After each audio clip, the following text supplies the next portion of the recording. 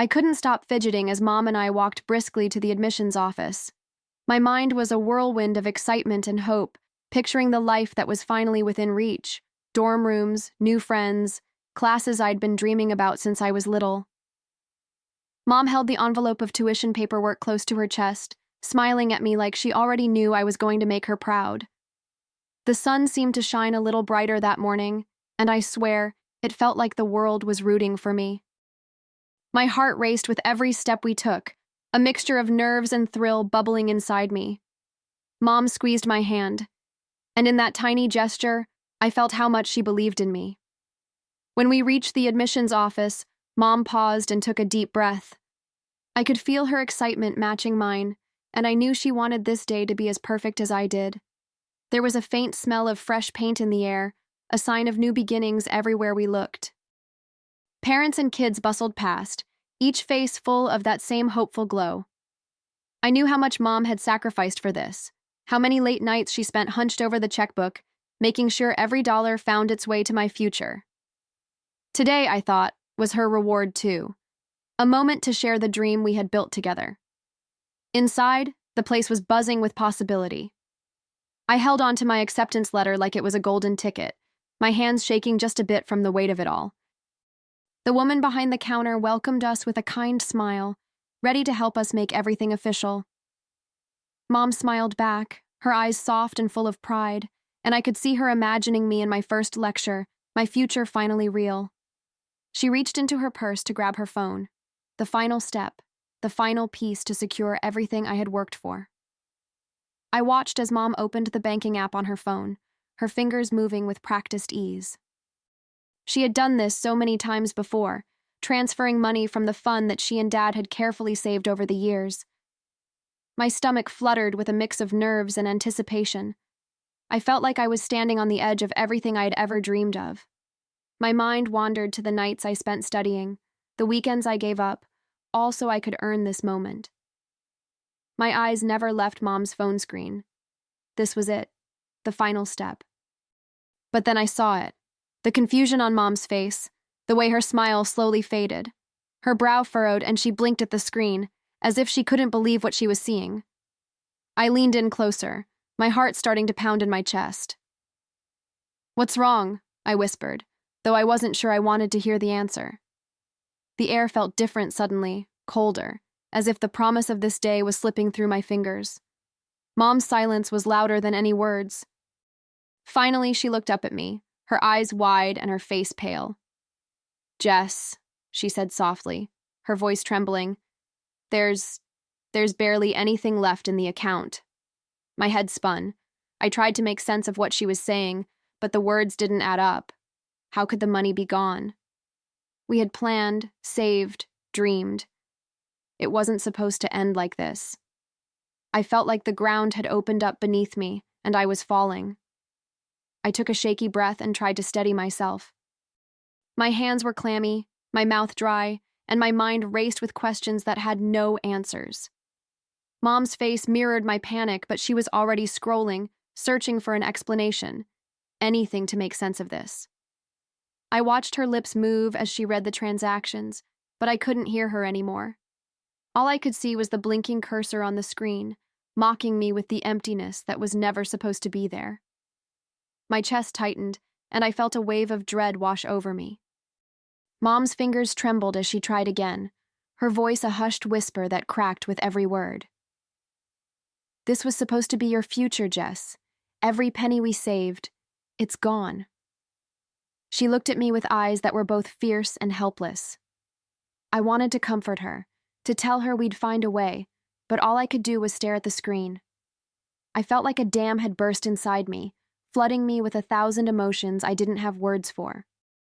And somewhere deep down, a small, terrified voice kept asking, "How?" I turned back to the admissions office, the place that had been full of promise just minutes ago. I could see other students laughing with their parents, the joy of a new beginning written on their faces. And there I was, standing in the middle of my own dream-turned-nightmare, wondering how it had all slipped away. Mom reached for my hand again, but this time it was different. This time, it was a promise that no matter what had happened, we'd find out the truth. together. Mom and I sat together at the kitchen table, our heads bowed over the pile of bank statements that lay scattered before us. The silence between us felt heavy, filled with questions we were too scared to ask out loud. I traced the lines of numbers on the page, feeling a mix of confusion and anger bubbling inside me. This wasn't just about money anymore. It was about trust, about everything we thought we knew. My fingers brushed against the paper, cold and thin, as I tried to make sense of it all. I could see Mom's eyes scanning the statements over and over, searching for a clue. She looked up at me, her brow furrowed and her voice steady in a way that almost fooled me. "Jess," she said, her tone calm but her eyes full of fire. "There are deposits here, big ones, to someone named Sarah." My heart stopped for a moment as I leaned closer, reading the name that seemed to jump off the page. Sarah. A name I'd never heard before, but now it was tied to everything we were going through. I swallowed hard, the word tasting like betrayal in my mouth. My mind raced with possibilities, each one darker than the last. Mom reached for her laptop, her fingers moving fast across the keyboard. "We'll find out who she is," she said with quiet determination. Her shoulders were squared, her jaw set in a way I hadn't seen in years. I watched her, feeling a surge of admiration and fear all at once. This was the woman who had held our family together, and now she was about to tear down the lies that had been built around us. I took a deep breath, feeling the weight of what we were about to uncover. The name Sarah became the key to every question I was too afraid to ask. As Mom searched, I could see her face harden with every new detail she uncovered. Each click of the mouse felt like opening a door to a life I didn't recognize. I sat there, my stomach in knots, watching the pieces fall into place one by one. The screen flickered, and there she was.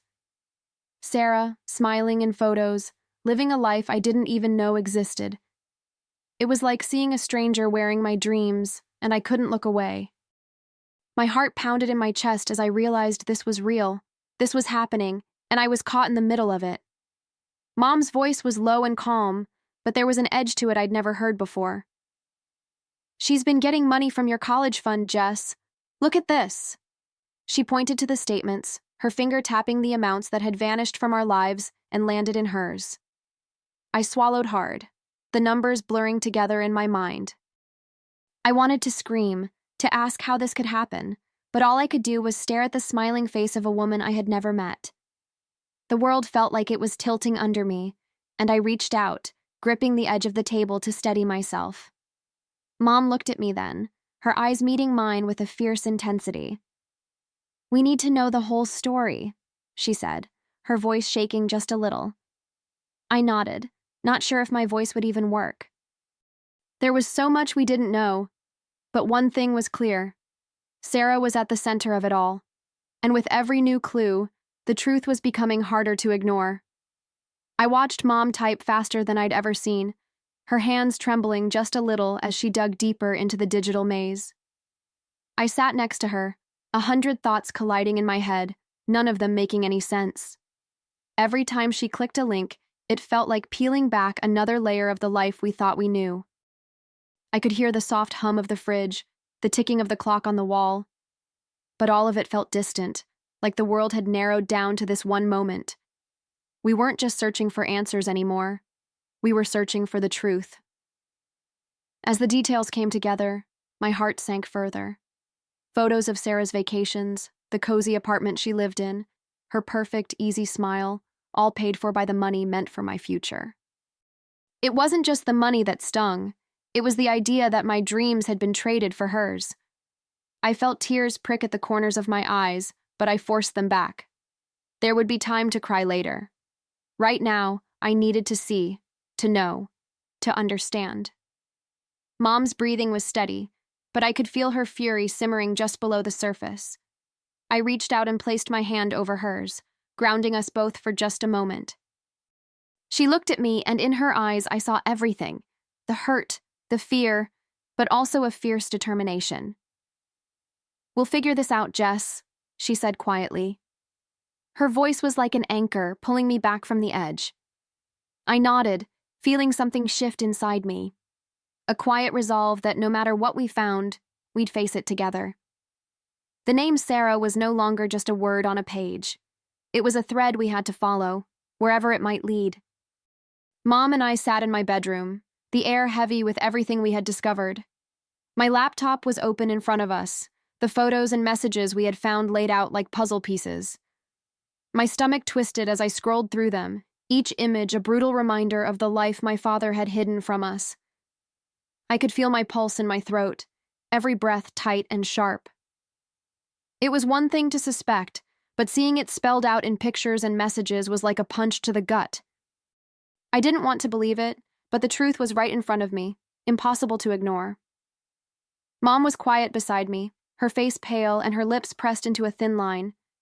I could see the hurt in her eyes, but also a kind of steel I'd never seen before. She reached out and clicked through the messages again, as if making sure they were real. Each word felt like a betrayal, each picture a knife in the back. I thought about all the times Dad had told me he was working late, all the nights he said he was doing it for us. My throat burned with anger and shame. I felt like I had been living in a house of mirrors, everything distorted, everything a lie. I could hear Mom's breathing beside me, slow and measured, as she studied each photo. Her hands were shaking just a little, but her voice was steady when she finally spoke. "We always thought he was honest, Jess," she said softly, her eyes never leaving the screen. "But these are the pieces of his real life." Her words settled over me like a cold weight, and I realized that this wasn't just about money anymore. This was about everything he had stolen from us, not just the future, but the past we thought we shared.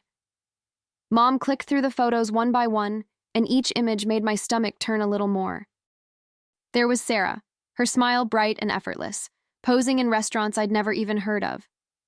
My dad was always there too, his arm around her waist like he had never had a family waiting at home. My chest felt tight, and my fingers dug into the edge of my desk, trying to ground myself in the middle of the storm. I could almost hear his voice in my head, the way he used to laugh and tell me I was his girl, his pride. Now those words felt hollow, poisoned by every lie he told. Mom didn't cry, and neither did I. We were past that now. Instead, there was this cold clarity settling in between us, a bond that was stronger than the hurt. I could see the way her shoulders squared, the way her jaw set in determination. I remembered the nights she stayed up late, paying bills, making sure my future was secure. And now, here she was, staring at the life he built with someone else. It wasn't fair. None of it was fair. But Mom had taught me that even when life wasn't fair, you still had to fight for what was right. She looked at me then, her eyes steady and her voice calm. "We need to know everything, Jess," she said, her hand resting on mine. I nodded, feeling the weight of her trust in me and the fire of my own anger. We were in this together, and I wasn't going to let him take another piece of us. I took a deep breath, and for the first time, I didn't feel small or afraid. I felt ready. I took the mouse from Mom's hand and clicked through the last few photos, my jaw clenched tight. Each image was another piece of the puzzle, another moment of him living a life that had nothing to do with us. It wasn't just the fancy dinners or the vacations that stung. It was the look on his face. He looked happy, happier than I had ever seen him at home. It felt like the final betrayal, like he had traded our dreams for a life that was never meant for us. Mom leaned back in her chair, her eyes still locked on the screen. "All this time," she said softly, her voice barely above a whisper, "we thought we were building something together, but he was building something else." The hurt in her words was like a crack in my own heart, a wound that I knew would take a long time to heal. But there was no turning back now. We had seen it all. There was no room for doubt, no space for excuses. The truth was laid bare, and it was uglier than I ever imagined. I closed the laptop, feeling a strange calm settle over me. My hands were steady, and my voice didn't shake when I spoke. "We can't let this be the end, Mom," I said quietly. "We can't let him steal anything else from us." She looked at me then, and in her eyes, I saw the same resolve I felt in my chest. Whatever came next, we would face it together. And as I held her gaze, I knew that the fight was only just beginning. Mom called Dad home that evening, her voice calm, but carrying a weight I had never heard before. I sat beside her at the kitchen table, my hands folded in my lap, my heart pounding so hard I thought he might hear it before he even walked through the door. The light from the setting sun spilled across the table, casting long shadows that seemed to stretch out between us. I could feel the energy in the room shift the moment he stepped inside, his eyes flickering from Mom to me with that forced smile I knew so well. But this time, there was no smile in return, just the quiet strength of two women who had seen everything. He sat down across from us, his movements deliberate and slow. "What's going on?" he asked, his voice calm and even, like he already knew but wanted to pretend he didn't. I watched him closely, the way his fingers drummed against the table, the way he avoided looking directly at me. My mind flashed back to those photos, to the lies he thought he had hidden so well. My breath caught in my throat, but I didn't look away. I was done pretending everything was okay. Mom didn't waste any time. She laid out the evidence, the bank statements, the photos, every single detail we had uncovered. Her voice was steady, her hands sure as she spoke each word with a quiet power that left no room for denial. I watched him, saw the way his eyes widened and his mouth opened and closed, like he couldn't quite find the right lie to cover his tracks. My heart felt like it was on fire, but for the first time I wasn't afraid. I took a deep breath, feeling my voice tremble but refusing to back down. "You didn't just cheat on Mom," I said, my eyes locked on his. "You stole my future." The words tasted bitter, but I needed him to hear them, to understand the weight of what he'd done. He looked at me then, really looked, and for a moment I saw something flicker across his face. Regret? Shame? I wasn't sure, but it didn't matter. It was too late for all of that. He tried to speak, his hands opening in a gesture that felt like an apology, but the words that came out were anything but. "I was helping someone who needed it," he said, his voice smooth, too calm for the chaos he had caused. My hands curled into fists in my lap, and I could feel my nails biting into my skin. How could he stand there and act like this was some noble act, some misunderstanding? I felt the anger rise in me, stronger than the fear that had lived there for so long. Mom's voice cut through the air like a blade. "You betrayed the only people who ever trusted you." Her words were quiet, but carried more weight than any shout. He looked at her then, his mouth opening and closing as if searching for something to say. But there was nothing left. No excuse could cover the truth we had laid out in front of him. We sat there, the three of us, in the silence that followed. A silence that spoke louder than any argument ever could. I could see the panic flicker in his eyes, like he realized there was nowhere left to run. The lies he'd built, the stories he'd told, they were crumbling around him, and he knew it. He looked between us, his mouth tight, his hands clenching and unclenching on the table. But Mom didn't flinch, and neither did I. For once, we were speaking in one voice, and he had no answer for it. I felt a strange calm wash over me, like a storm finally breaking. He tried again, his voice softer, pleading in a way that almost made me feel sorry for him. Almost. "I didn't mean for it to get this far," he said, but the words sounded hollow, like a script he was reading from memory. I wanted to believe that once, that he had meant well, that there was some part of him that still loved us. But the evidence was right in front of me, and I couldn't ignore it anymore. He had made his choice, and now he had to live with it. Mom reached for my hand, her grip warm and steady. "We're done listening to excuses," she said quietly, her voice ringing with finality. I squeezed her hand back, feeling the strength in that simple gesture. We didn't have all the answers yet, but we had each other. And in that moment, I knew that was enough. There would be more to face, more to rebuild, but this was the first step. The days that followed were a blur of paperwork, phone calls, and tough conversations.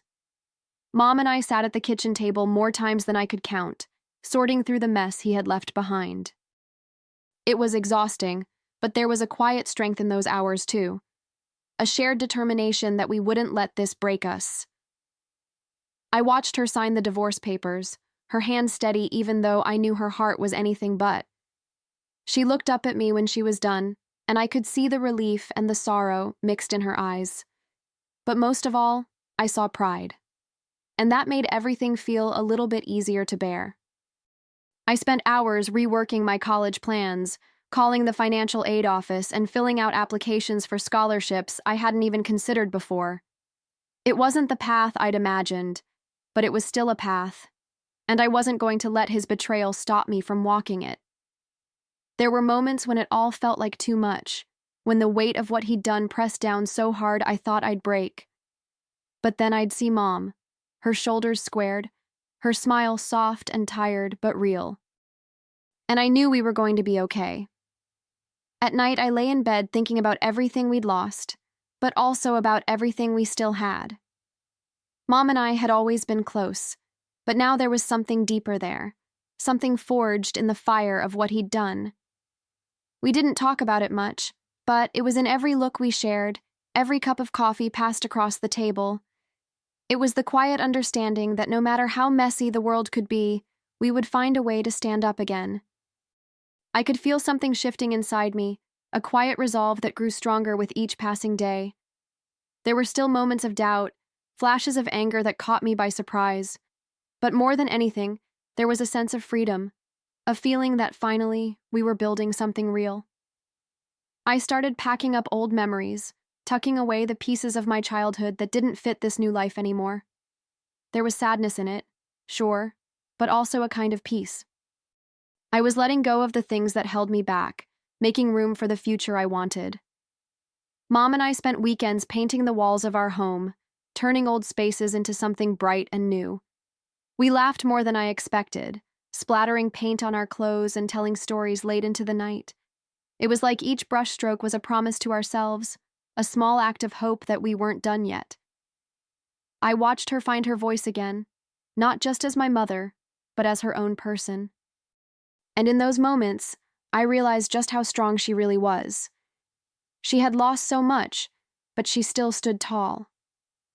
I took comfort in the small things. The smell of coffee in the morning, the way the sun warmed my face through the window, the laughter that started to come more easily. Life was still messy, still uncertain, but it was ours again. There was something beautiful in that, in knowing that even after everything fell apart, we could still choose to build something new. And every time I caught Mom's smile across the table, I felt that hope catch in my chest like a spark. The morning of my first day of classes, I stood in front of the mirror and took a long, deep breath. My heart was pounding, but it wasn't fear this time. It was excitement.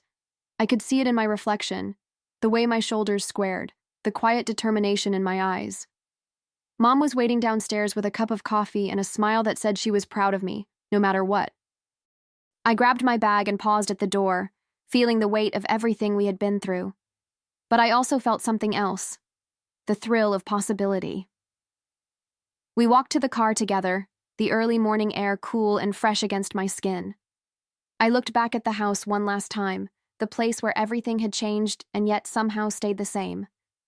Mom squeezed my hand and I squeezed back, a silent promise passing between us.